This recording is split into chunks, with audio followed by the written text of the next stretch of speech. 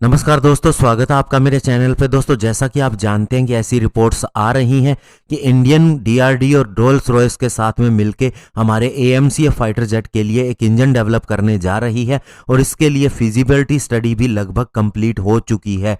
तो ऐसे में दोस्तों अब ये कन्फर्म है कि इंडिया इसके अंदर फंडिंग भी कर सकता है।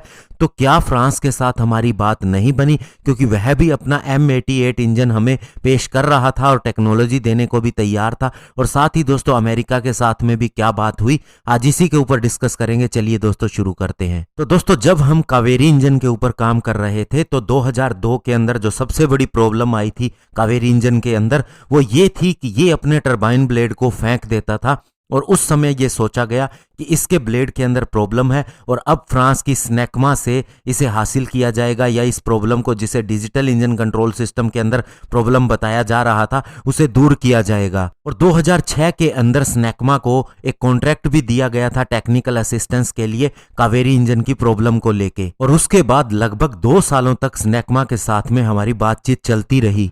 और उसके बाद 2009 के अंदर कावेरी और स्नेकमा का जॉइंट वेंचर ट्राई कर रहा था LCA तेजस के लिए इंजन को लेके, लेकिन दोस्तों उसके बाद में GTRE ने कावेरी इंजन को LCA तेजस से अलग कर दिया और फिर फैसला लिया गया कि अमेरिका की जनरल इलेक्ट्रिक का F404 इंजन इसके अंदर इंटीग्रेट किया जाएगा। लेकिन दोस्तों अभी की अगर लेटेस्ट अपडेट कहें तो फ्रांस हमें ऑफर कर रहा है कि अगर हम उसका पैंथर हेलीकॉप्टर लें तो वो 100% टेक्नोलॉजी ट्रांसफर कर देगा। अगर हम 100 के करीब राफेल फाइटर जेट खरीदते हैं तो वह 70% तक टेक्नोलॉजी ट्रांसफर कर देगा।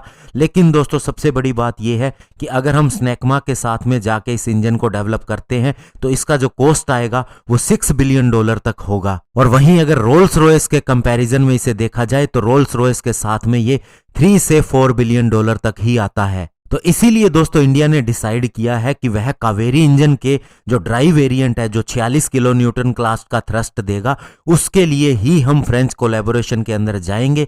जो दूसरा इंजन है 110 किलो न्यूटन थ्रस्ट क्लास का, उसके लिए रोल्स रॉयस के साथ में ही जाया जाएगा। तो दोस्तों कॉस्ट एक बहुत बड़ा फैक्टर है और इंडिया काफी आगे भी बढ़ चुका है रोल्स रॉयस के साथ में, इसलिए फ्रेंच इंजन के साथ में जाना या फ्रेंच कंपनी के साथ में जाना अब सही नहीं होगा। और जहां तक दोस्तों अमेरिकन इंजन कंपनीज का सवाल है तो समय समय पर वे भी इसके बारे में कमेंट करती रही हैं। 2006 के अंदर दोस्तों ये बताया गया था US एक्सपर्ट्स की तरफ से कि कावेरी एक वर्ल्ड क्लास इंजन है और हम एक पार्टनरशिप के तहत इसे ज्वाइन करना चाहते हैं। लेकिन उस समय हमारा इरादा ये था कि ये कंप्लीटली इंडियन प्रोजेक्ट ही रहेगा।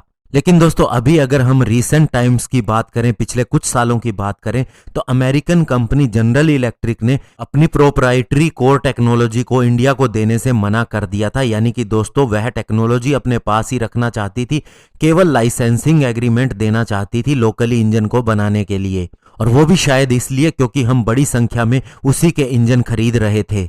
और दोस्तों इसके अलावा American company Pratt and Whitney के साथ में भी बातचीत चली थी, लेकिन दोस्तों वह डायरेक्टली इंडियन गवर्नमेंट से बात करना चाहती थी और इंटेलेक्चुअल प्रॉपर्टी राइट यानी IP राइट को देने के लिए वह भी सहमत नहीं थी। तो कहने का मतलब कि अमेरिकन कंपनीज तो बिल्कुल ही टेक्नोलॉजी ट्रांसफर नहीं करना चाहती थी। तो ऐसे में दोस्तों उनके साथ में जाना संभव ही नहीं था।